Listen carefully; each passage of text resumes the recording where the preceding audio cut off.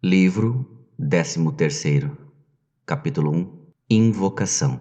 Eu te invoco, ó meu Deus, minha misericórdia, que me criaste e que não olvidaste aquele que te esqueceu. Chamo-te a minha alma, que preparas para te receber, fazendo-te desejar por ela. Não abandones ao que te invoca, antes mesmo que eu te invocasse, já o tinhas prevenido. Muitas vezes me incitaste, falando de 1000 modos diversos, para que te ouvisse de longe, para que me convertesse e invocasse por ti que me chamavas.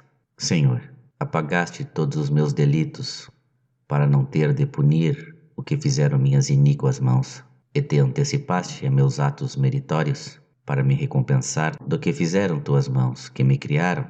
De fato, existias antes de mim, e eu não era digno de receber de ti o ser.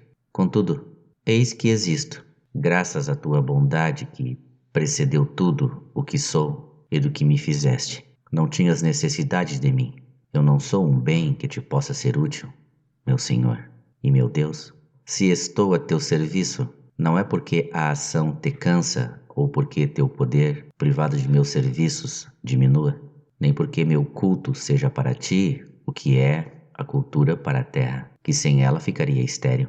Eu devo te honrar para ser feliz em ti, a quem devo meu ser, capaz de felicidade. Capítulo 2. A criação e a bondade de Deus. É pela plenitude de tua bondade que as criaturas subsistem, para que um bem para ti de todo inútil, ou de nenhum modo igualável a ti, embora saído de ti, continuasse a existir, pois tu o criaste. Com efeito, que poderiam merecer de ti o céu e a terra, que criaste no princípio? E digam as naturezas espirituais e corpórea, que méritos tinham a teus olhos, que as criaste em tua sabedoria? Que méritos para receber de ti o ser, que mostram inacabado e informe, quando tendem à desordem e se afastam de tua semelhança? O que é de natureza espiritual, mesmo informe, é ainda superior a um corpo que recebeu forma. Um corpo sem forma é superior ao puro nada? Ora, todas essas coisas continuariam informes em teu verbo, se essa mesma palavra não as recolhesse à tua unidade, comunicando-lhes a forma e a excelência, graças apenas a ti, soberano bem. Mas que merecimentos antecipados apresentaram a teus olhos para existir, mesmo informes, essas criaturas, que sem que as criasses nem teriam existido? E o que a matéria corporal merecera de ti para existir, mesmo invisível e caótica? Nem mesmo essa existência teria, se não as tivesses criado. Não existindo ainda, não podia ter merecimento algum para existir. E a criatura espiritual, ainda no estado embrionário, que títulos teria, mesmo para ser essa coisa vagante e tenebrosa, semelhante ao abismo, diferente de ti, se por teu verbo não fosse conduzida ao mesmo verbo que a criou, e se iluminada por ele, também não se transformasse em luz, não igual, mas análogo à tua imagem? Para um corpo não é a mesma coisa existir e ser belo, pois de outro modo não poderia viver e viver sabiamente. Não são a mesma coisa, porque se fosse, todo espírito seria imutável em sua sabedoria. Mas seu bem reside em se manter unido a ti, para não perder, afastando-se, a luz que adquiriu com a tua proximidade, tornando a cair em uma vida semelhante a um abismo de trevas. E também nós, que por nossa alma somos criaturas espirituais, nós nos afastamos de ti. Nossa luz, nós fomos outrora trevas nesta vida, e ainda padecemos por entre os restos de nossas trevas, até que nos tornamos tua justiça em teu Filho único, como as montanhas de Deus, pois fomos objetos de teus juízos, que são profundos como abismos. Capítulo 3. A luz. Sobre as palavras que proferiste no começo da criação. Faça-se a luz, e a luz foi feita. Eu entendo que se adaptam com propriedade à criatura espiritual, que já era uma espécie de via apta a receber tua luz. Mas assim como ela não tinha merecido de ti ser essa espécie de vida apta a receber a luz, do mesmo modo, uma vez criada, Ela, como as demais formas, não mereceu de ti essa iluminação, porque sua informidade não te agradaria se não tivesse tornado luz. E isso não se contentando com existir, mas contemplando a luz que a iluminava, unindo-se intimamente a ela. Assim, ela devia a existência e o viver feliz apenas à tua graça, voltada por uma escolha feliz para o que não pode mudar nem para melhor nem para pior. Voltou-se para ti, que és o único que existes, e só o teu ser é simples, pois o viver e a felicidade são para ti a mesma coisa, porque és tua própria felicidade. Capítulo 4. A bondade criadora. Que faltaria, pois, a esse bem que és tu mesmo, se nenhuma dessas criaturas existisse, ou se tivesse permanecido informes? Tu as criaste, não por ter necessidade delas, nem para aumentar tua felicidade, mas levado pela plenitude de tua bondade, comunicando-lhes uma forma. Na tua perfeição, desagrada-te sua imperfeição. Tu as aperfeiçoas para que elas te agradem, e não, com isso, aperfeiçoar a ti mesmo. Com efeito, teu espírito bom pairava sobre as águas, e não era por elas levado, como se nelas descansasse. Se diz que teu espírito nelas repousava, mas era ele que as fazia em si, incorruptível e imutável, bastando-se a si mesma. Tua vontade era suspensa acima da vida que tinhas criado, para a qual viver não é o mesmo que viver feliz, porque ela vive, mesmo quando flutua sobre as trevas. Esta vida carece ainda voltar-se para o seu Criador, para viver cada vez mais próxima à fonte da vida, para ver a luz na luz divina e nela aurir perfeição, brilho e felicidade. Capítulo 5. A Trindade. Mas eis que me aparece o enigma da Trindade, que és, meu Deus, porque tu, Pai, criaste o céu e a terra no princípio de nossa sabedoria, que é tua sabedoria, nascida de ti, igual e coeterna a ti, isto é, em teu Filho.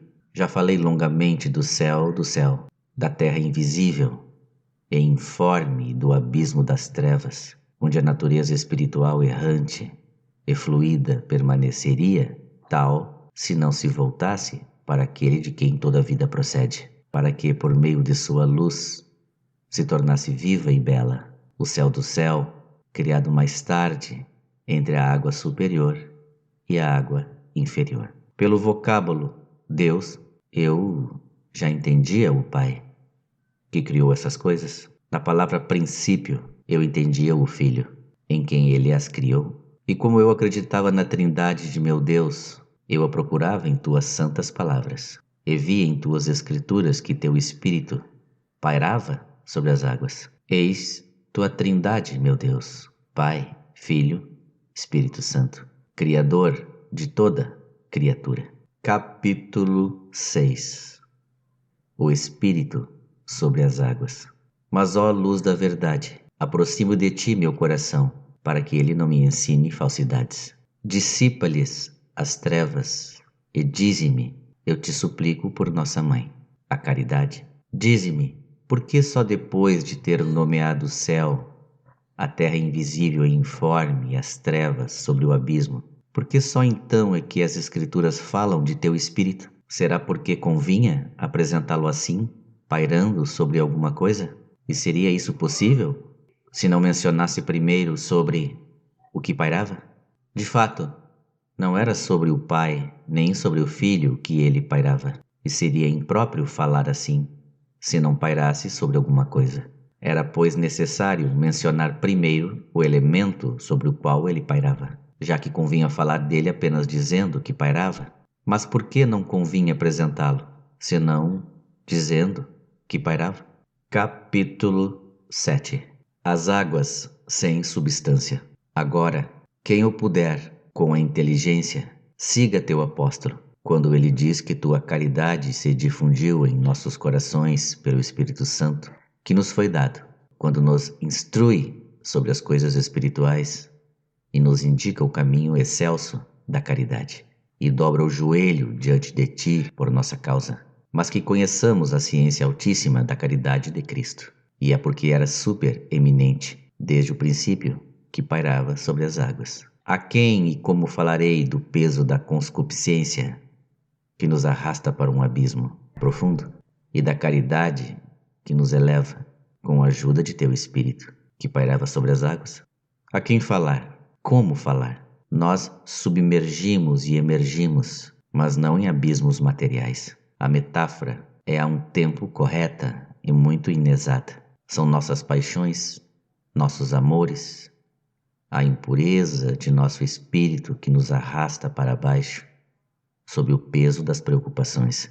E é tua santidade que nos eleva pelo amor de tua paz, para que levantemos nossos corações para junto de ti, onde teu Espírito paira sobre as águas, e alcancemos o sublime repouso, quando nossa alma tiver atravessado essas águas, que são sem substância. Capítulo 8. A luz que ilumina as trevas. O anjo caiu, a alma do homem caiu, revelando assim as profundas trevas em que teria caído o abismo que continha todas as criaturas espirituais. Se não tivesses dito desde o começo, faça-se a luz, se a luz não se tivesse feito, se todas as inteligências de tua cidade celeste não se tivessem unido na obediência a ti, se não tivessem repousado em teu espírito que paira, imutável, sobre os seres transitórios. De outro modo, até o céu do céu não seria mais que abismo de trevas, enquanto que agora é luz no Senhor. Nessa lamentável inquietação dos espíritos decaídos, que, despidos da veste de tua luz, manifestam as próprias trevas, mostras claramente a grandeza de tua criatura racional, na busca da felicidade. Ela só se sacia com tua grandeza, onde encontra repouso, pois que ela não pode bastar-se a si própria, porque tu, Senhor, iluminarás nossas trevas. De ti vêm nossas vestes de luz, e nossas trevas serão como o sol do meio-dia. Dá-te a mim, meu Deus, entrega-te a mim, eu te amo. Se meu amor é pouco, faze que eu te ame com mais força.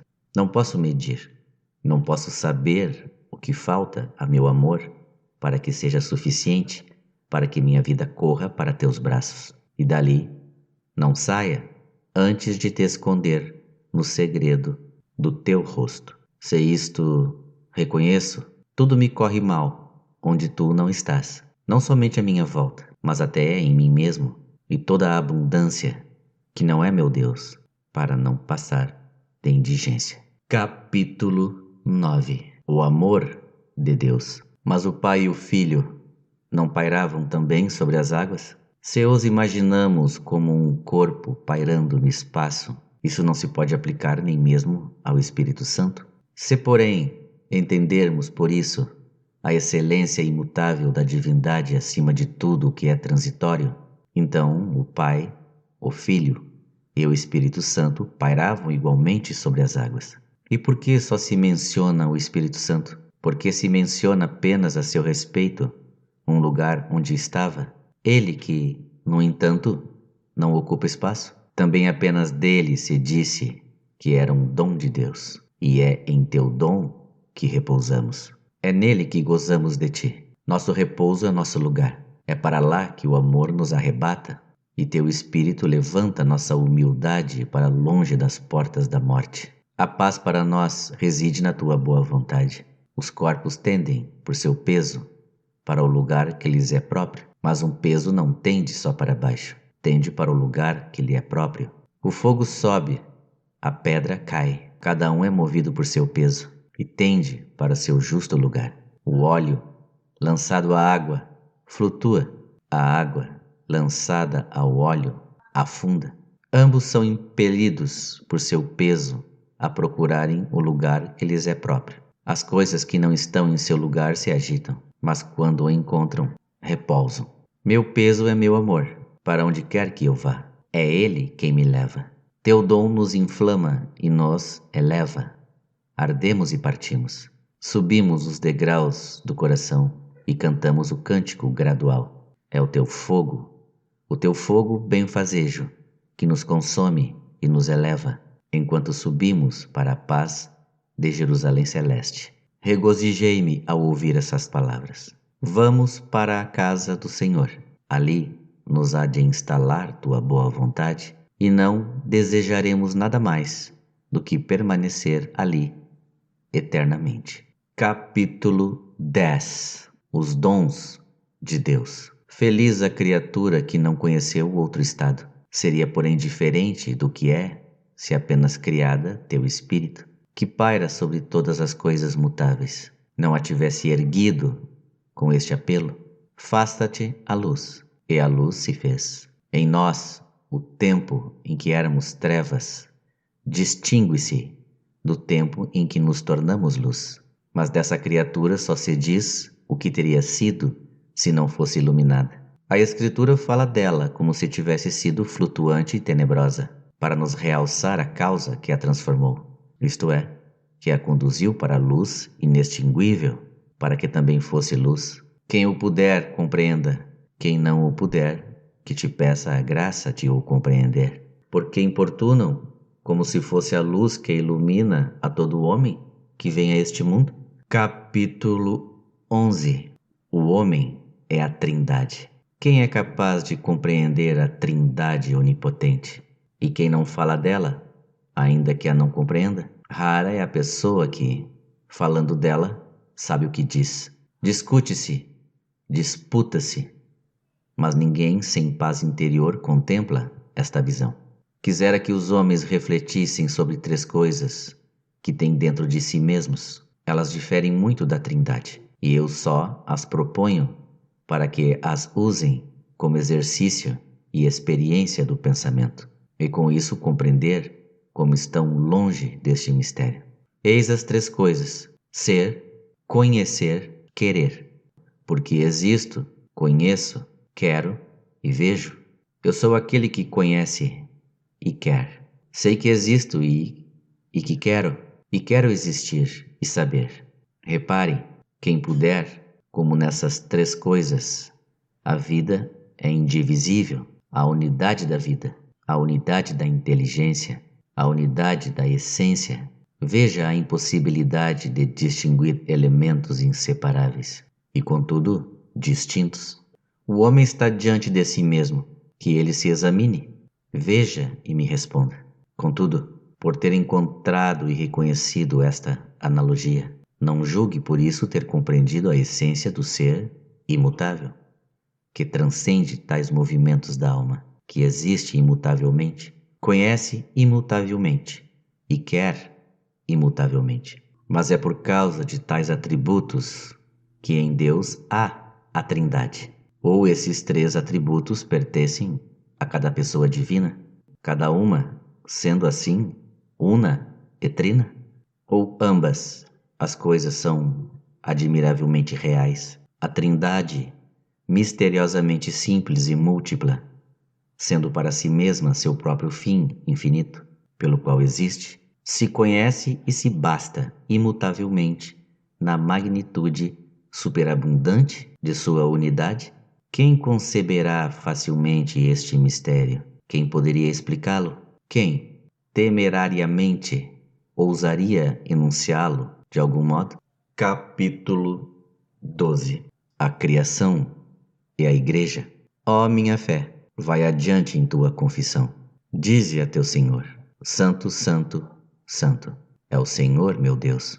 Em teu nome fomos batizados, Pai, Filho e Espírito Santo. Em teu nome batizamos, Pai, Filho e Espírito Santo. Também entre nós Deus criou, pelo seu Cristo, um céu e uma terra, isto é, os espirituais e os carnais de sua igreja. E nossa terra, antes de receber a forma da doutrina, era invisível e informe, e estávamos imersos nas trevas da ignorância, porque castigaste o homem por causa de sua iniquidade. E teus justos juízos são como abismos profundos. Mas porque teu Espírito pairava sobre as águas, tua misericórdia não abandonou nossa miséria. E disseste: faça-se a luz, fazei penitência, porque está próximo o reino de Deus. Fazei penitência, faça-se a luz. E porque tínhamos a alma conturbada, nos lembramos de ti, Senhor, às margens do Jordão, sobre essa montanha grande como tu, que te tornaste pequeno por nós. Nossas trevas te desagradaram, nós nos voltamos para ti, e a luz se fez. E eis que outrora fomos trevas, e que agora somos luz no Senhor.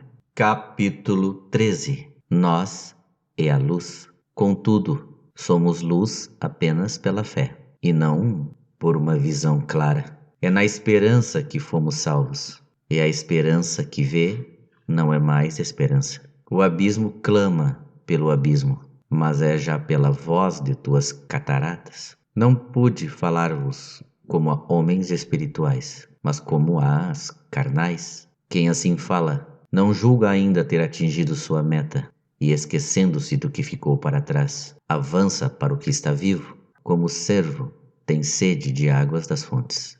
E diz: quando chegarei? Ele deseja o abrigo de sua morada, que está no céu, e chama o abismo inferior, dizendo: não vos conformeis com este mundo, mas reformai-vos, renovando o vosso espírito. E não queirais ser crianças na mente, mas sede pequeninos quanto à malícia, para que sejais perfeitos no espírito. E ainda, ó Gálatas insensatos, quem vos fascinou? Mas não é mais sua voz que fala assim, e sim a tua voz. Por que mandaste teu espírito do alto do céu, por intermédio de Jesus, que subiu ao céu e abriu as cataratas de seus dons, para que a torrente de alegria alegrasse tua cidade? É por essa cidade que suspira o amigo do esposo, ele que já possui as primícias do Espírito, mas que ainda geme, porque está à espera da adoção e do resgate do seu corpo. É por ela que suspira, porque ele é membro da esposa de Cristo. Por ela se abrasa em zelo, porque é o amigo do esposo. Zela por ela, não por si mesmo, pois é pela voz de tuas cataratas, e não com sua própria voz, que ele chama pelo outro abismo, objeto de teu zelo e de seus temores. Assim como a serpente enganou Eva com sua astúcia, ele receia que as inteligências débeis se corrompam e se afastem da pureza que está em teu esposo, teu filho único. Quão resplandecente será essa luz quando o virmos tal como ele é, e quando tiverem passado essas lágrimas que se tornaram o pão de meus dias e de minhas noites, enquanto a cada dia me perguntam: onde está o teu Deus? Capítulo 14. Esperança. Também eu pergunto: onde estás, meu Deus? Onde estás? Respiro um pouco de ti quando minha alma se expande dentro de mim mesmo em gritos de exaltação e de louvor, verdadeiro canto de festa. Mas ela ainda está triste, porque torna a cair e a ser abismo, ou melhor, porque sente que ainda é abismo. Minha fé, que acendeste à noite para conduzir meus passos, lhe diz: por que está triste, ó minha alma, e por que me perturbas? Espera no Senhor. Seu verbo é uma lâmpada para teus passos. Espera, persevera, até que a noite passe. A noite, mãe dos iníquos, até que passe a ira do Senhor. Ira da qual outrora fomos filhos quando éramos trevas.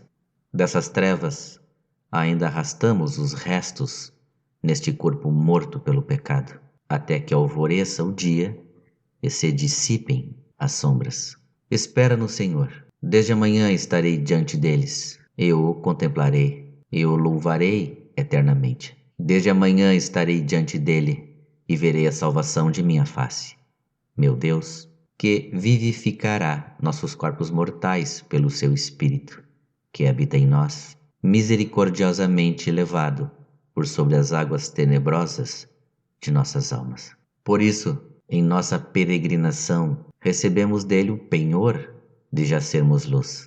Ele já nos salvou pela esperança, e de filhos da noite e das trevas que éramos, ele fez filhos da luz e do dia. Na incerteza da ciência humana, só tu és capaz de distinguir entre uns e outros, porque põe nossos corações à prova e chamas a luz dia e as trevas noite. Quem senão tu sabe nos distinguir?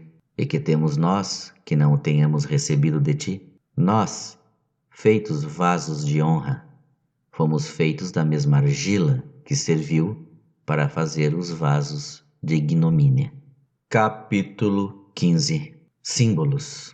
E quem, senão tu, nosso Deus, estendeu sobre nós um firmamento de autoridade da tua divina escritura? O céu se dobrará como um livro, e agora ele se estende sobre nós como um pergaminho. Mais sublime é a autoridade de que goza tua divina escritura, depois que morreram aqueles cujo intermédio nos las comunicaste. E sabes, Senhor, sabes como cobriste de peles os homens, quando o pecado os tornou mortais. Por isso estendeste como um pergaminho o firmamento de teu livro, e tuas palavras em tudo concordes, que dispuseste sobre nós pelo ministério de homens mortais. Por sua morte, a autoridade de tuas palavras, por eles divulgadas, desdobra sua força sobre tudo que existe embaixo. Ela não se erguia tão alto enquanto eles viviam. É que ainda não tinhas desenrolado o céu como um pergaminho, nem tinhas ainda difundido a glória de sua morte por toda parte. Senhor, faze que contemplemos os céus, obra de tuas mãos. Dissipa de nossos olhares as nuvens com que os tens velado. Neles está teu testemunho, dando sabedoria aos humildes. Meu Deus, completa teu louvor pela boca dos meninos que ainda mamam.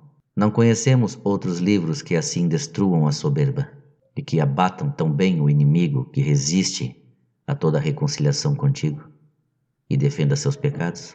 Não, Senhor. Não conheci outras palavras tão puras que tantos me persuadissem à confissão e sujeitassem minha mente a teu jugo, convidando-me a te servir tão desinteressadamente. Oxalá eu as compreenda, bondoso Pai. Concede esta graça à minha submissão, pois as firmaste para os corações submissos. Há outras águas, creio eu, sobre esse firmamento, águas imortais e isentas da corrupção terrena. Que elas louvem teu nome, que os povos celestes de teus anjos te bendigam, pois não têm necessidade de olhar este firmamento, nem de ler para aprenderem a conhecer tua palavra. Eles sempre veem tua face, e ali leem, sem as sílabas transitórias, o objeto da tua vontade eterna. Leem, escolhem, amam, leem perpetuamente, e o que eles leem jamais fenece, escolhendo e amando. Leem tua imutável vontade. Teu códice jamais se fecha, jamais se enrola, porque tu mesmo és eternamente este livro. Tu os estabeleceste acima deste firmamento, levantado por ti acima da fraqueza dos povos da terra, para que estes, olhando, reconheçam tua misericórdia, que te anuncia no tempo. Tu, Criador do tempo, tua misericórdia está no céu, e tua verdade se eleva até as nuvens. As nuvens passam, mas o céu permanece.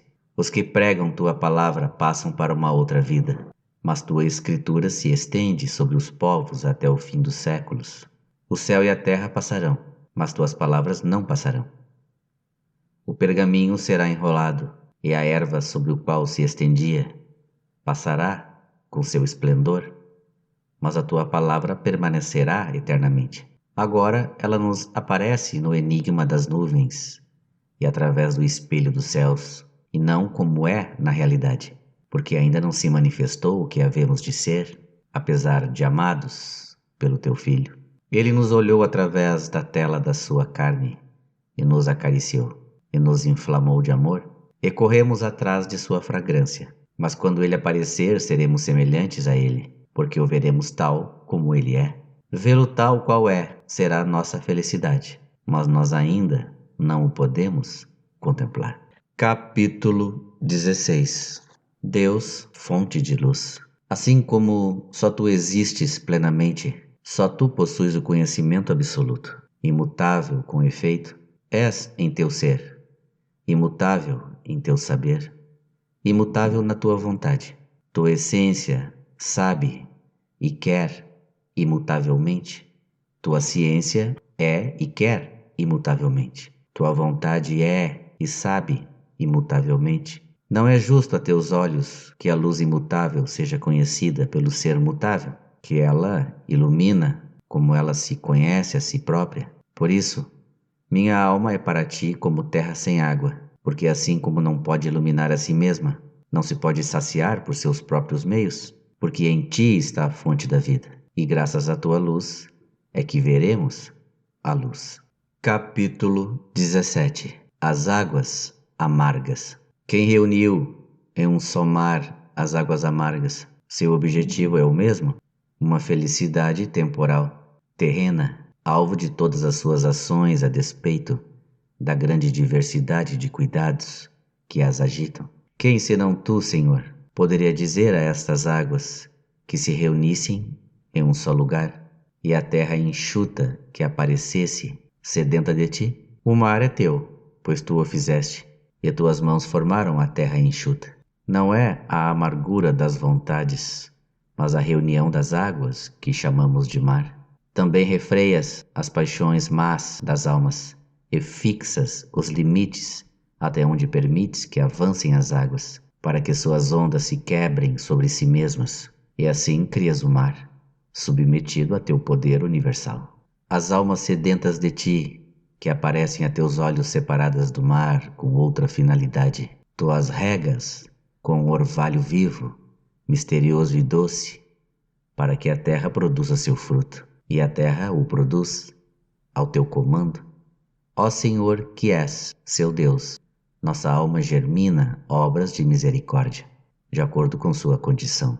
Ela ama o próximo e vai em auxílio de suas necessidades materiais. Carrega em si a semente da compaixão por uma semelhança de natureza, porque é o sentimento de nossa fraqueza que nos leva a compadecer as misérias dos que são necessitados, a socorrê-los como desejaríamos que nos socorressem se tivéssemos as mesmas necessidades. E não se trata só de dar apoio fácil, como ervas nascidas de sementes, mas de proteção enérgica, vigorosa como a árvore que carrega frutos, símbolos das obras que arrebatam a mão do poderoso à vítima da injustiça, dando-lhe um abrigo à sombra protetora de um julgamento justo. Capítulo 18. Meditação. Senhor, assim como crias e concedes alegria e força, assim te peço que nasça da terra a vontade, e que a justiça lance os olhos sobre nós do alto dos céus, e que no firmamento brilhem os astros. Dividamos nosso pão com quem tem fome, acolhamos em nossa casa o pobre sem teto, vistamos quem está nu, e não desprezemos nossos semelhantes. Quando tais frutos nascem de nossa terra, olha, Senhor, e diz: isso é bom. Faze que tua luz brilhe no momento oportuno. Por esta humilde messe de boas obras, faze que nos possamos elevar a uma contemplação deliciosa do verbo da vida, e que brilhemos no mundo como astros, fixados no firmamento de tua escritura. E aí, de fato, que nos ensinas a distinguir entre as realidades inteligíveis e as sensíveis, entre as almas espirituais e as almas que se entregam aos sentidos, como entre o dia e a noite. Deste modo já não és mais o único, no segredo de teu discernimento, como eras antes da criação do firmamento, a distinguir entre a luz e as trevas. Também tuas criaturas espirituais, dispostas e ordenadas nesse mesmo firmamento, depois que tua graça se manifestou através do mundo, brilham sobre a terra, separam o dia da noite e marcam as diferenças dos tempos. De fato, as coisas antigas passaram, e eis que se fizeram novas. Nossa salvação está mais próxima do que quando começamos a crer. A noite avançou, e se aproximou o dia. Coroas o ano com tua bênção. Envias teus operários à tua messe, semeada pelo trabalho de outros operários, enviando-os também para outra sementeira, cuja messe será colhida no fim dos séculos. Assim ouves as preces do justo e abençoas seus anos, mas continuas eternamente o mesmo em teus anos, que não terão fim. Preparas um celeiro para os anos que passam. Por desígnio eterno, lanças sobre a terra os bens do céu no tempo oportuno. A um, teu espírito dá a palavra de sabedoria. Luminar maior para os que encontram seu deleite na luz de uma verdade clara, como o raiar do dia. A outro dás, pelo mesmo espírito, a palavra de ciência. Luminar menor, a outro a fé, a outro o poder de curar, a outro o dom dos milagres, a outro a graça da profecia, a este o discernimento dos espíritos, aquele o dom das línguas.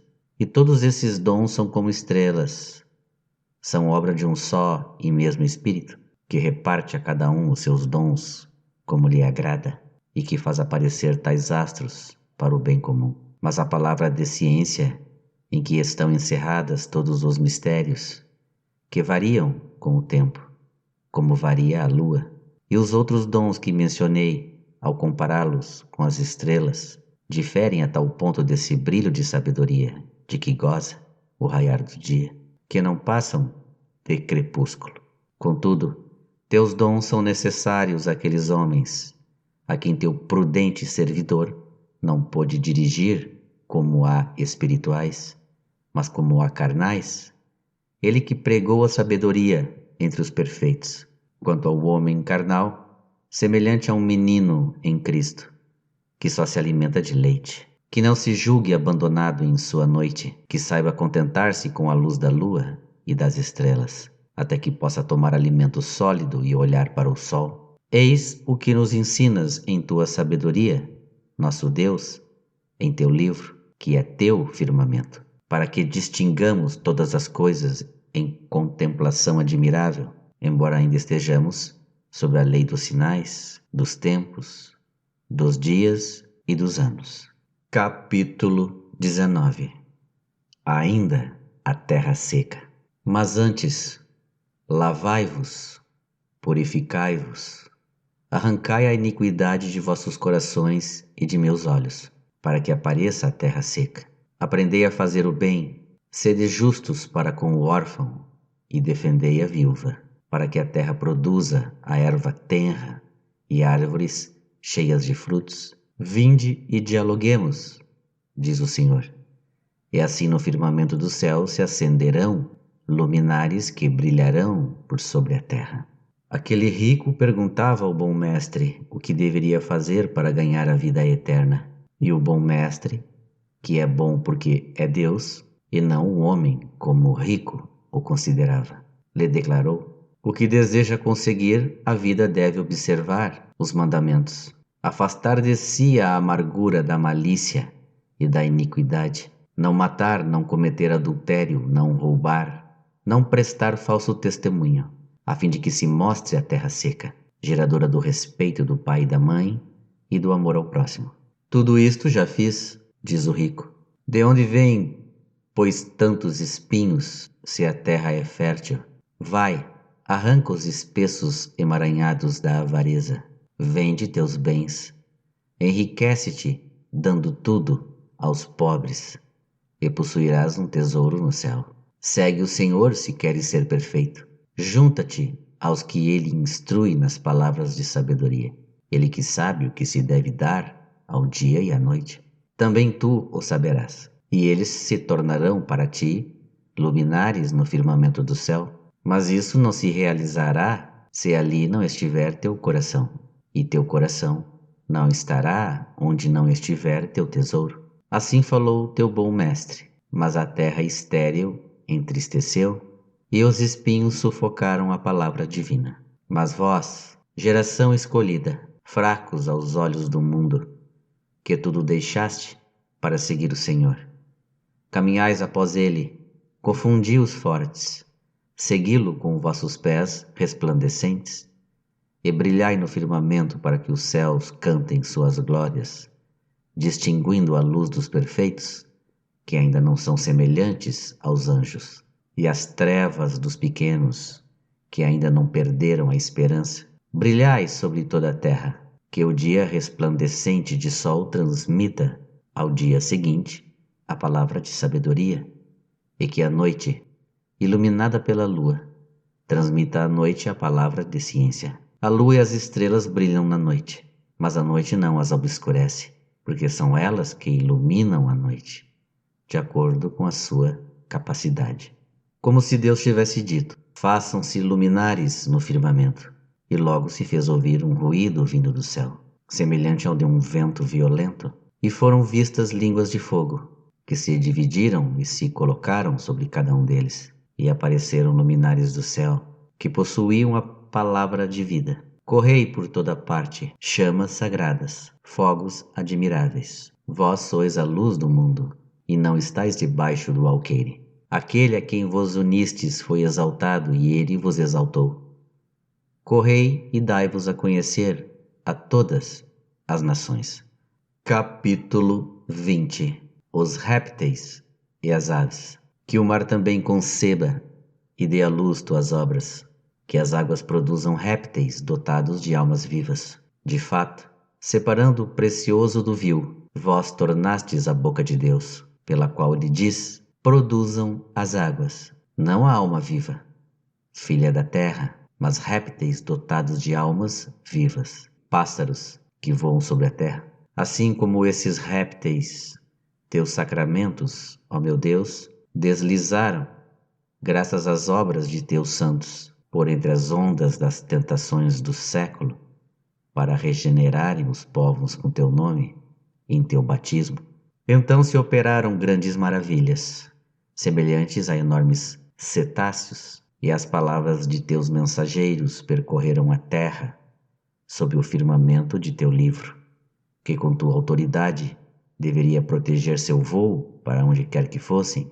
Não há língua nem palavras em que não se ouçam suas vozes. Seu som espalhou-se por toda a terra, e suas palavras até os confins do mundo, porque tu, Senhor, abençoando-os, os multiplicaste. Estaria eu mentindo ou confundindo a questão, não distinguindo as claras noções das coisas do firmamento, das obras corpóreas que se realizam no mar agitado e sob o firmamento? Por certo que não. Há coisas cuja ideia é completa, acabada, que não se multiplicam no curso das gerações, tais como as luzes da sabedoria e da ciência. Mas esses seres são o objeto de operações materiais múltiplas e variadas, e crescendo uma de outras, se multiplicam sob tua bênção, meu Deus. É assim que refreias a impertinência de nossos sentidos, dando a uma verdade única o meio de se exprimir de várias maneiras por movimentos do corpo. Eis que produziram tuas águas, pela onipotência de teu verbo. Tudo isso se originou das necessidades de povos afastados de tua verdade eterna, por meio do teu evangelho. De fato foram essas águas que fizeram brotar essas coisas, e sua amargura estagnante foi causa de que teu verbo as criasse. Todas tuas obras são belas, mas és indizivelmente mais belo tu, que criaste tudo o que existe. Se Adão não se tivesse separado de ti em sua queda, de seu seio não teria saído o oceano amargo do gênero humano, com sua profunda curiosidade, seu orgulho cheio de tempestades, suas ondas instáveis, e os dispensadores de tuas palavras não teriam a necessidade de representar, no meio de tantas águas, por meio de sinais físicos e sensíveis, teus atos e palavras místicas. Foi nesse sentido que entendi esses répteis e essas aves, mas até os homens iniciados nesses sinais e deles imbuídos não avançariam no conhecimento desses mistérios, aos quais estão sujeitos, se sua alma não se elevasse à vida do espírito e, após a palavra inicial, não aspirasse à perfeição. Capítulo 21. A alma viva. E assim não foi a profundeza do mar, mas a terra livre do amargor das águas que, impelida pelo teu verbo, gerou não mais os répteis dotados de almas vivas e os pássaros, mas a alma viva. E esta não mais tem necessidade de batismo, necessário para os gentios, como tinha necessidade enquanto as cobriam. Pois não se entra de outro modo no reino dos céus, desde que assim o determinaste. Para ter fé, ela já não exige grandes maravilhas. Ela crê sem ter visto sinais e prodígios, porque é terra fiel, já distinta das águas do mar, que a incredulidade torna amargas. E as línguas são um sinal, não para os fiéis, mas para os infiéis.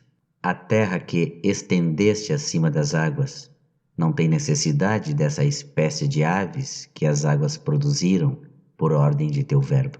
Envia-lhe, pois, teu verbo, por meio de teus mensageiros. Nós falamos de suas obras, mas quem age por seu intermédio para que produzam uma alma viva és tu. A terra a germina porque é a causa dos fenômenos que ocorrem na superfície, assim como o mar foi causa da produção dos répteis dotados de almas vivas e das aves sob o firmamento do céu.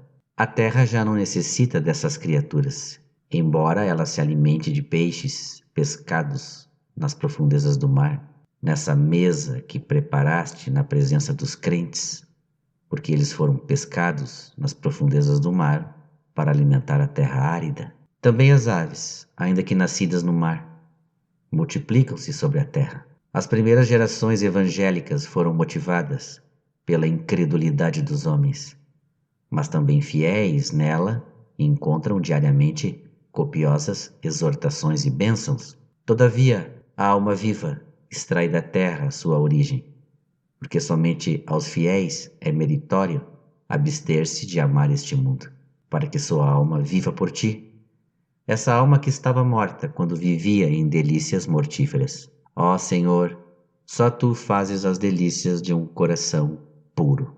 Que teus ministros trabalhem na terra, não como nas águas da incredulidade, quando pregavam e falavam, utilizando-se de milagres, de sinais misteriosos, de termos místicos, para capturar a atenção da ignorância, mãe da admiração pelo medo desses sinais secretos. Por esta porta, de fato, os filhos de Adão têm acesso à fé, esquecidos de ti, enquanto se escondem de tua face e se tornam abismos. Que teus ministros trabalhem como em terra seca, separada das faces do abismo, e que sejam modelo para os fiéis, vivendo sob teus olhares e incitando-os à imitação. E assim ouve não só para ouvir, mas também para praticar. Procurai a Deus, e vossa alma viverá, e a terra dará nascimento a uma alma viva. Não vos conformeis com este mundo em que vivemos, abstendo-vos dele. A alma vive evitando as coisas, cujo desejo causa-lhe a morte, abstendo-vos das violências selvagens da soberba, das ociosas voluptuosidades da luxúria, da falsidade que engana em nome da ciência, para que os animais ferozes sejam domesticados, os brutos domados, e para que as serpentes sejam inofensivas. Todos representam, alegoricamente, os movimentos da alma humana, o fastio do orgulho, as delícias da luxúria, o veneno da curiosidade, são movimentos da alma morta, mas não morta a ponto de carecer de todo movimento. É afastando-se da fonte da vida que ela morre. O mundo a arrebata ao passar, e a este se amolda. Mas tua palavra, meu Deus, é a fonte da vida eterna, e não passa. Ela mesma nos proíbe, para que a terra, fertilizada pela fonte da vida, produza uma alma viva, uma alma que busque em tua palavra, transmitida por teus evangelistas, se fortificar, imitando os imitadores de teu Cristo. Eis o sentido da expressão, segundo sua espécie, porque o homem imita a quem ama.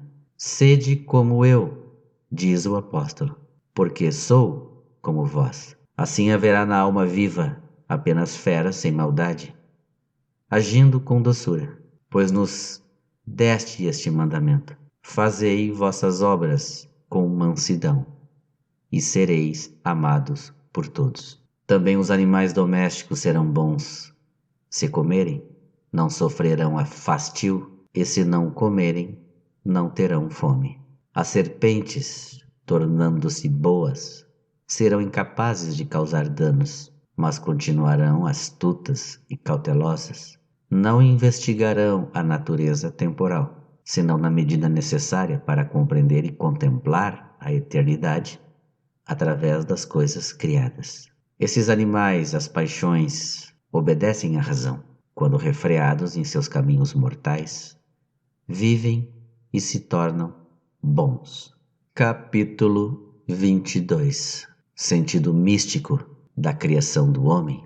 Assim, Senhor, nosso Deus e nosso Criador, quando nossos afetos mundanos, que nos causam a morte, porque nos faziam viver mal, se afastarem do amor do mundo, quando nossa alma, vivendo bem, se tornar alma viva, e quando se cumprir a palavra que proferiste pela boca de teu apóstolo. Não vos conformeis com o mundo em que vivemos. Então, seguir-se-á aquilo que acrescentaste imediatamente ao dizer: mas reformai-vos na novidade de vossa mente. E já não será segundo vossa espécie, como se fosse imitar nossos predecessores ou viver seguindo os exemplos de alguém melhor que nós. Não disseste que o homem seja feito de acordo com sua espécie, mas façamos o homem à nossa imagem e semelhança, para que pudéssemos reconhecer tua vontade. Para tanto, o divulgador de teu pensamento, que gerou filhos pelo Evangelho, não querendo que continuassem como crianças, os que alimentara com leite e agasalhara em teu seio como uma ama, dizia: reformai-vos, renovando vosso coração, para discernir a vontade de Deus, que é bom, agradável e perfeito. Também não dizes: faça-se o homem, mas a nossa imagem e semelhança. Aquele que é renovado no espírito, que compreende e conhece tua verdade, não mais carece que um outro lhe ensine a imitar sua espécie. Graças às tuas lições, ele reconhece por si qual é a tua vontade, o que é bom, agradável e perfeito. Tu lhe ensinas, pois agora é capaz deste ensinamento, a ver a trindade da unidade e a unidade da trindade. Eis porque, depois de falar no plural, façamos o homem, se diz no singular, e Deus criou o homem. Depois deste plural, a nossa imagem, este singular, a imagem de Deus. Assim o homem se renova pelo conhecimento de Deus, a imagem de seu Criador, e, tornando-se espiritual, julga todas as coisas, que certamente hão de ser julgadas, mas ele não é julgado por ninguém. Capítulo 23. O julgamento do homem espiritual. Ele julga tudo. Significa que tem autoridade sobre os peixes do mar, sobre os pássaros do céu, sobre os animais domésticos e selvagens, sobre toda a terra e sobre todos os répteis que nela se arrastam. Exerce esse poder pela inteligência, pela qual percebe as coisas que são do Espírito de Deus. Mas, elevado a tão grande honra, o homem não entendeu sua dignidade. Igualou-se aos jumentos insensatos, tornando-se semelhante a eles. Por isso, na tua igreja, Senhor, pela graça que lhe concedeste, pois somos obra tua, e criados para obras boas, tanto os que governam como os que obedecem, segundo o Espírito tem o dom de julgar. Porque assim fizeste a criatura humana, homem e mulher, em tua graça espiritual, onde não há distinção conforme o sexo, nem judeu nem grego, nem escravo nem homem livre. Os espirituais, portanto, tanto os que presidem como os que obedecem, julgam espiritualmente. Eles não julgam conhecimentos espirituais que brilham no firmamento, pois não lhes cabe fazer juízos sobre tão sublime autoridade. Nem julgam tua escritura, mesmo em suas passagens obscuras. Nós lhes submetemos nossa inteligência e temos certeza de que até aquilo que está oculto à nossa compreensão é justo e verdadeiro. O homem, pois, embora já espiritual e renovado pelo conhecimento, conforme a imagem de seu Criador, deve ser cumpridor da lei e não seu juiz. Nem pode ajuizar sobre o que distingue espirituais e carnais. Somente teus olhos, meu Senhor, os distinguem, mesmo que nenhuma obra sua os tenha revelado a nós, para que os reconheçamos por seus frutos. Mas tu, Senhor, já os conhecesses e os classificaste, e os chamaste no segredo de teu pensamento, antes de ter criado o firmamento. Tampouco julga o homem espiritual os povos inquietos deste mundo. De fato, Por que julgaria ele os que estão fora, ignorando quem alcançará a doçura da tua graça e quem permanecerá na eterna amargura da impiedade? Por isso o homem que criaste à tua imagem não recebeu poder sobre os astros do céu, nem sobre o mesmo céu misterioso, nem sobre o dia e a noite que chamaste à existência antes da criação do céu, nem sobre a massa das águas, que é o mar, mas recebeu poder sobre os peixes do mar, sobre as aves do céu, sobre todos os animais, sobre toda a terra e sobre tudo o que se arrasta pela superfície do solo. Ele julga e aprova o que acha bom e reprova o que acha mal, quer na celebração dos sacramentos com que são iniciados os que na tua misericórdia tira das águas profundas, quer no banquete em que se serve o peixe tirado das profundezas para alimento da terra fiel, quer nas palavras e expressões sujeitas à autoridade de teu livro, que, semelhantes aos pássaros, voam sob o firmamento, interpretações, exposições, discussões, bênçãos e invocações que brotam sonoras da boca para que o povo responda Amém. É necessário que essas palavras sejam enunciadas fisicamente, por causa do abismo do mundo e da cegueira da carne, que, impossibilitada de ver o pensamento, tem necessidade de sons que firam os ouvidos. Assim, sem dúvida, é sobre a terra que as aves se multiplicam, embora tenha suas origens na água.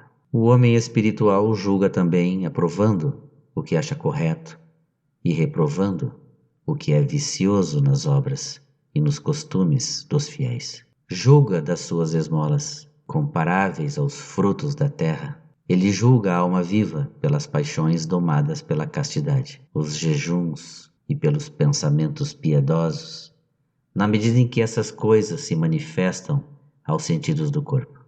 Em resumo, é juiz de tudo o que pode se corrigir. Capítulo 24. Crescei e multiplicai-vos. Mas que é isto? Que mistério é este? Abençoas os homens, Senhor, para que eles cresçam, se multipliquem e encham a terra. Não queres nisto dar-nos a entender alguma coisa? Por que não abençoaste também a luz, que chamaste dia, nem a terra, nem o mar? Eu diria, meu Deus, que nos criaste à tua imagem. Diria que quiseste conceder, especialmente ao homem, esta bênção, se não houvesses abençoado igualmente os peixes e os cetáceos, para que cresçam, se multipliquem, encham as águas do mar, e os pássaros para que se multipliquem sobre a terra. Afirmaria ainda que essa bênção foi reservada às espécies vivas que se reproduzem por meio de geração. Caso a encontrasse também nas árvores, nas plantas, nos animais da terra. Mas não foi dito nem às plantas, nem às árvores, nem aos répteis. Crescei e multiplicai-vos. Embora todas essas criaturas se multipliquem pela procriação, como os peixes, os pássaros e os homens, conservando assim sua espécie. Quer dizer então, ó minha luz, ó verdade, que tais palavras carecem de senso e foram ditas em vão? De nenhum modo, ó Pai de misericórdia. Longe de mim, longe do servidor de teu verbo, uma tal afirmação. Apenas não compreendo o sentido dessas palavras e espero que os melhores que eu, ou seja, os mais inteligentes, a entendam melhor, segundo a sabedoria que deste, meu Deus, a cada um. Que te agrade ao menos a confissão que faço diante de ti, de minha certeza de que não falaste em vão aquelas palavras. Não calarei as reflexões que me sugere a leitura dessas palavras. O que penso é verdadeiro e nada vejo que impeça de explicar assim os textos figurados de teus livros. Sei que sinais corporais podem exprimir de vários modos uma ideia que o espírito concebe em um só sentido, uma ideia expressa de um só modo. Como exemplo, cito a simples ideia do amor de Deus e do próximo. Quantos símbolos, quantas línguas, e em cada uma inúmeras locuções lhe dão uma expressão concreta. É assim que crescem e se multiplicam os peixes das águas. E note ainda nisto, meu leitor, há uma frase que a Escritura declara de uma só forma e que a voz fala apenas dessa maneira. No princípio criou Deus o céu e a terra. E não pode a frase ser interpretada diversamente, descartando o erro ou o sofisma, conforme os diversos pontos de vista legítimos. É assim que crescem e se multiplicam as gerações dos homens. Se consideramos a natureza das coisas, não alegoricamente, mas em sentido próprio, a sentença crescei e multiplicai-vos se aplica a todas as criaturas que nascem de uma semente.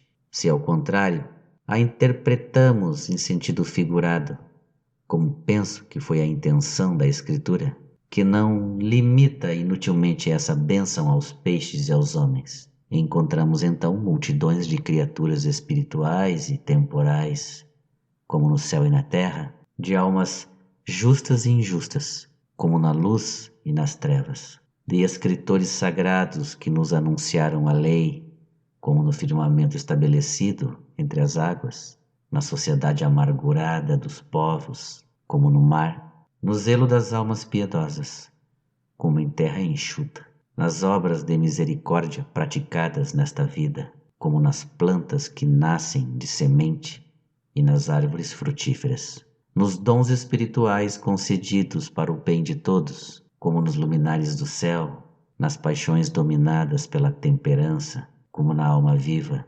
Em todas essas coisas encontramos multidões, fecundidade, crescimento, mas que esse crescimento e essa proliferação exprimam uma mesma ideia, de vários modos, e que uma só expressão possa ser entendida de muitas maneiras. Esse fato apenas o encontramos nos sinais sensíveis e nos conceitos intelectuais. Os sinais corpóreos, originados da profundidade de nossa cegueira carnal, correspondem, segundo penso, às gerações das águas. Os conceitos intelectuais, gerados pela fecundidade da inteligência, simbolizam, me parece, as gerações humanas.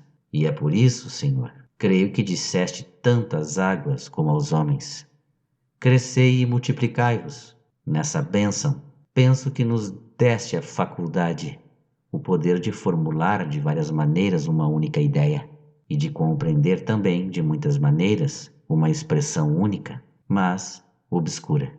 É assim que as águas do mar se povoam e não se moveriam sem as várias interpretações das palavras. É assim que a terra se povoa de gerações humanas, sua aridez se fecunda pela sua paixão da verdade, sob o poder da razão.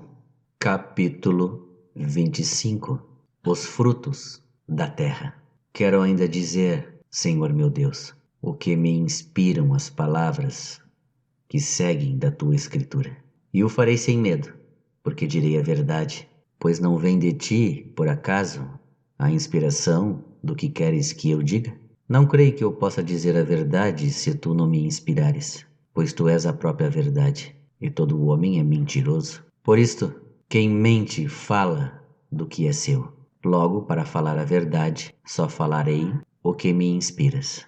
Tu nos deste para alimento todas as ervas que produzem semente e que cobrem a terra, e todas as árvores que contêm em si, em germe, seus frutos. E não foi somente a nós que deste esse alimento, mas também às aves do céu, aos animais da terra e aos répteis, mas não aos peixes e aos grandes cetáceos.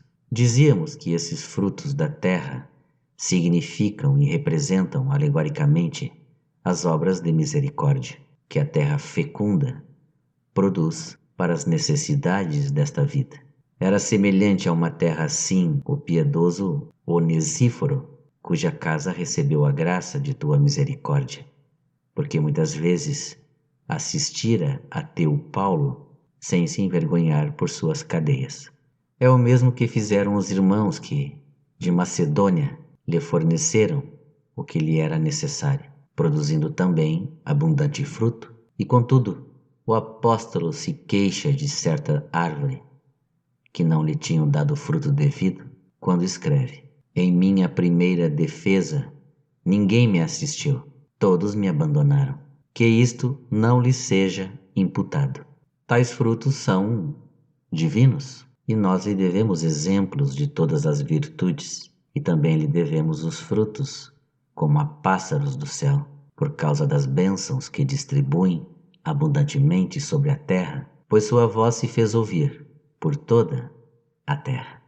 Capítulo 26. O dom e o fruto. Nutrem-se com esses alimentos os que neles se alegram. Não encontram neles alegria os homens cujo Deus é seu ventre. E até entre os que ofertam esses frutos, o fruto não é o que eles dão, mas o espírito com que o oferecem. Por isso, naquele que servia a seu Deus e não a seu ventre, percebo claramente a fonte de sua alegria e participo fortemente de seu regozijo. Paulo recebera os presentes que os filipenses lhes tinham mandado por intermédio de Epafrodito. Vejo bem a razão de sua alegria, e é dela que se nutria, porque ele diz com verdade: Alegrai-me muito no Senhor, vendo enfim reflorescer para mim vossa estima, da qual já andáveis desgostados. Eles de fato tinham estado realmente aborrecidos e tornados áridos. Não produziam mais o fruto das boas obras. E Paulo se alegra por eles, porque suas simpatias tornaram a florescer, e não por o terem socorrido na sua indigência, porque ele diz em seguida: Não é por causa das privações que sofro que falo assim. Aprendi a me contentar com o que tenho. Sei acomodar-me às privações, e sei viver na abundância. Em tudo e por tudo habituei-me à saciedade e à fome, à abundância e à penúria. Tudo posso naquele que me fortalece. Qual então o motivo de tua alegria, ó grande Paulo? De onde vem tal júbilo? De que te alimentas, ó homem renovado para o conhecimento de Deus, conforme a imagem de teu Criador? Alma viva que possui tal domínio de si, língua alada que exprime os mistérios? É certamente a tais almas que se deve este alimento. O que foi para ti esse alimento substancioso? A alegria? Ouçamos o que segue. Contudo, fizestes bem ao partilhar de minhas tribulações. Esta é a fonte da alegria, isto é, o que o nutre, as boas obras, e não o conforto que aliviou sua miséria. Ele diz: Na tribulação dilatastes meu coração, pois ele aprendeu a viver na abundância e sofrer as privações, em ti que o confortas. Bem sabeis, filipenses, diz ele, que nos primórdios de minha pregação do Evangelho, quando deixei a Macedônia, nenhuma igreja me assistiu com seus bens quanto ao dar e receber, com exceção de vós, que várias vezes me enviaste para Tessalônica, com que suprir as minhas necessidades. Alegra-se agora por voltarem à prática de boas ações, felicitando-se por terem eles reflorido como campo fértil e verdejante. Referia-se, por acaso, às próprias necessidades quando dizia: Socorrestes as minhas necessidades? Será este o motivo de sua alegria? Certamente que não. E como o sabemos? Porque ele diz em seguida: Eu não procuro a dádiva, mas o fruto. Aprendi de ti, meu Deus, a discernir a dádiva do fruto. O dom é a própria coisa dada por aquele que acode às nossas necessidades. É o dinheiro, a comida, a bebida, a roupa, um abrigo e auxílio. O fruto é a vontade boa e reta do doador.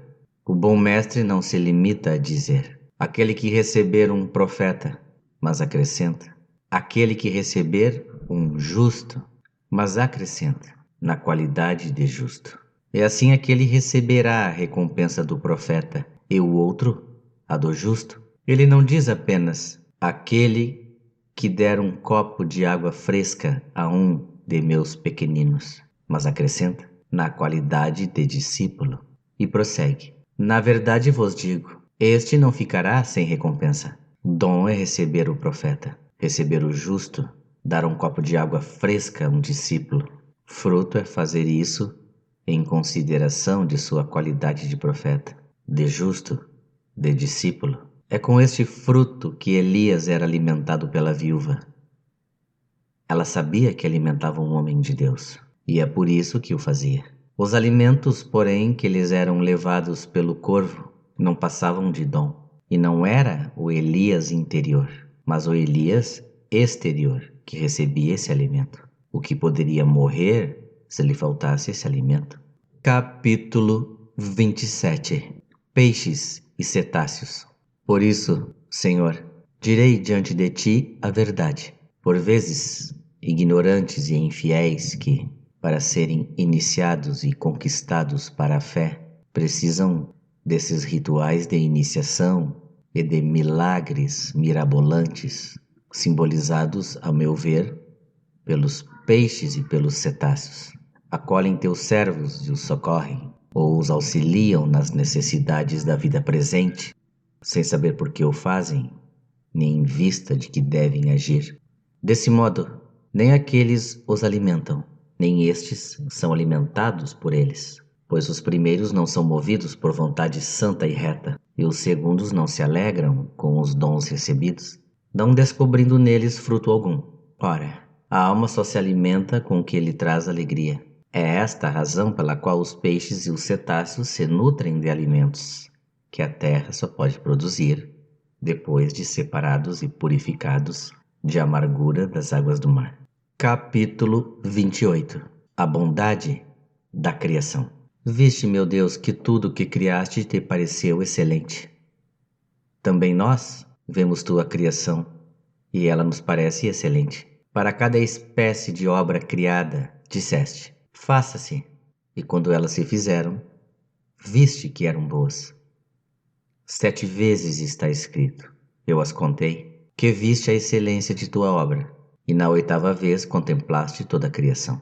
E disseste que, no seu conjunto, era não apenas boa, mas muito boa. Tomadas separadamente, tuas obras eram boas. Consideradas em seu conjunto, elas eram boas e até excelentes. O mesmo julgamento se pode fazer da beleza dos corpos. Um corpo, formado de membros todos belos, é muito mais bonito que cada um desses membros cuja harmoniosa organização forma o conjunto. Embora considerados à parte, também eles têm sua beleza própria. Capítulo 29. A palavra de Deus e o tempo. Procurei ver com atenção se forma 7 ou 8 as vezes que contataste a bondade de tuas obras, quando elas te agradaram. Mas não encontrei uma sequência temporal na tua visão, de onde pudesse deduzir que foi esse o número de vezes que viste tuas criaturas. Então disse, Senhor, não será verdadeira a tua escritura, inspirada por ti, que és a própria verdade?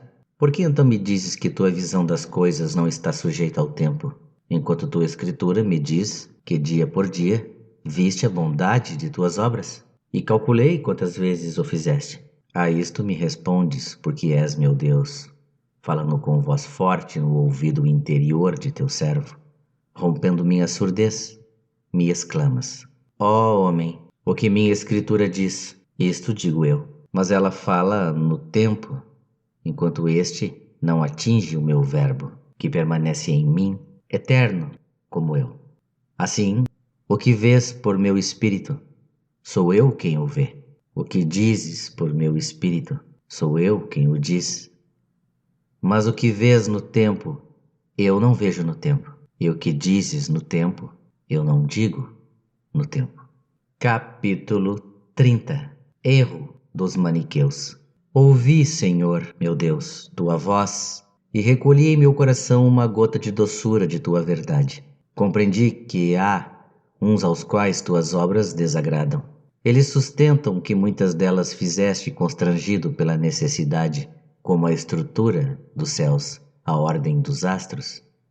Afirmam que não as criaste por ti mesmo, mas que elas já existiam alhures, criadas por outra fonte, que te limitaste a reuni-las, a ordená-las, a entrelaçá-las, que com elas construíste as muralhas do mundo, depois de vencido teus inimigos, para que essa construção os mantivesse cativos, e não mais pudessem se revoltar contra ti, que não criaste nem organizaste outros seres, como os corpos carnais, os animais pequenos e tudo que se prende à terra por meio de raízes, que foi um espírito hostil, uma outra natureza, não criada por ti, e que se opõe a ti nas regiões inferiores do mundo, que as gerou e organizou. Esses insensatos falam assim porque não veem tuas obras através de teu espírito, nem te reconhecem neles.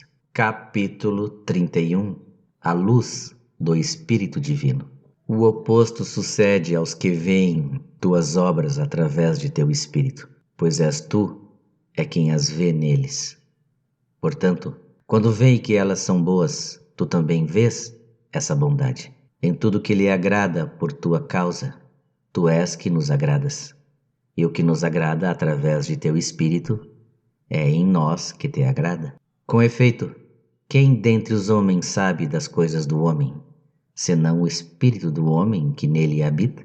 Do mesmo modo que pertence a Deus, ninguém o sabe, a não ser o Espírito de Deus. Quanto a nós, diz ainda Paulo, não recebemos o espírito deste mundo, mas o Espírito de Deus, para que conheçamos os dons que nos vêm de Deus.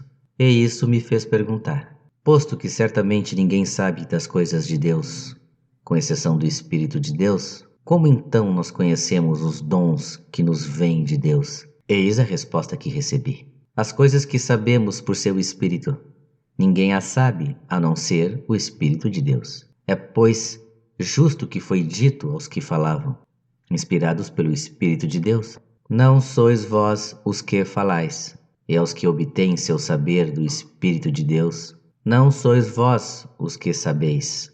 E com igual razão se diz aos que vêm através do Espírito de Deus: não sois vós os que vêm. Assim, em tudo que vemos de bom pelo Espírito de Deus, não somos nós que vemos, mas Deus.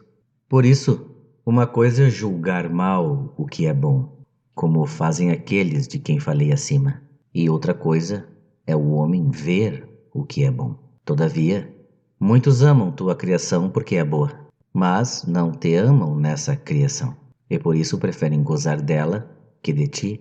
Há ainda outro caso, quando alguém vê que uma coisa é boa, mas é Deus que nele vê que essa coisa é boa, e é Deus que é amado em sua criação. Ele só pode ser graças ao Espírito que Deus nos deu, porque o amor de Deus foi derramado em nossos corações pelo Espírito Santo que nos foi dado. Por ele vemos que tudo o que de algum modo existe é bom, pois recebe seu ser daquele que é, não de um modo qualquer, mas de modo absoluto. Capítulo 32. A criação. Graças te damos, Senhor.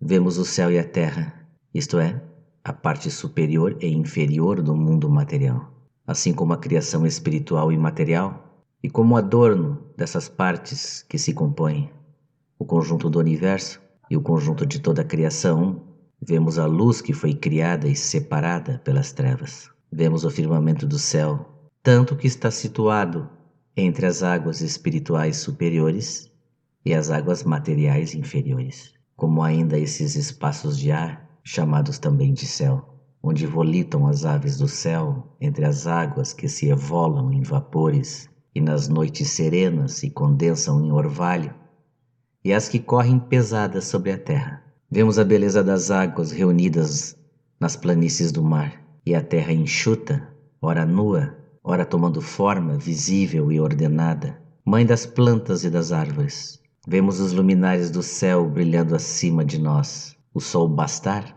para o dia, a lua e as estrelas consolando a noite, e todos esses astros marcando e assinalando a cadência do tempo. Vemos o elemento úmido habitado por peixes, monstros, animais alados, porque a densidade do ar que sustenta o voo dos pássaros é aumentada pela evaporação das águas. Vemos a face da terra embelezar-se de animais terrestres, e o homem, criado à tua imagem e semelhança, senhor de todos os animais irracionais, precisamente porque foi feita a tua imagem e se assemelha a ti em virtude da razão e da inteligência, E como na alma humana há uma parte que domina pela reflexão e outra que se submete na obediência, assim a mulher foi criada fisicamente para o homem. É fora de dúvida que ela possui um espírito e uma inteligência racional, iguais aos do homem, mas seu sexo a coloca sob a dependência do sexo masculino.